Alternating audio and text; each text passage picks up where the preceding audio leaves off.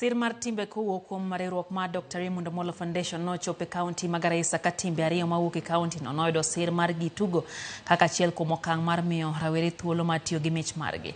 Kanowuok gi jofwambo tok chiwo sir ne timbe, jawach e riwruogno Michael Otieno nokwayo rawere mondo mi obed gi paro mar tiyo gi mich ma gin godo mar tuke adhula ka giwere gi paro mar rito mana tije mag apisi.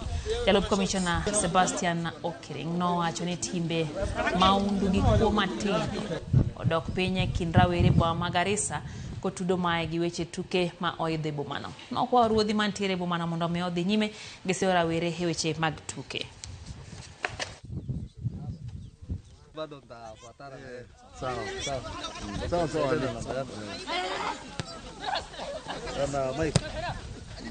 Jana wale wadogo sasa hivi wenye wana grow wanataka kuonyesha talanta yao ili wasijiunge na uhalifu na mambo mabaya kwa hii town, na tunaambia PS aendelee kusupport vijana ili wasijiunge na wale maadui kama Al-Shabaab na wale wanasumbua usalama wa Kenya. Kama kawaida sehemu hii utakuta kwamba shule zikifunguliwa Januari, wengi ambao walikuwa wameingilia madawa ya kulevya walikuwa wanaacha shule, but wakati huu tumeona 100% return to school kwa watoto wetu ambao walifunga shule. So hii tournament imekuwa ya manufaa kwetu, na tutaendelea kuhakikisha kwamba wafadhili wanakuja kuweza kutambua vijana wetu ambao wako na talanta, waweze kwenda kuonyesha talanta yao kule nje, na pia iwe ni njia yao ya kuimidi na kupata mapato ya kuwasaidia kwa maisha yao. Hawa vijana usipowatunza wanaweza kuwa vijana wabaya, na kitu PS Raymond Omolo ameanza, anataka kusaidia vijana kwa njia zote.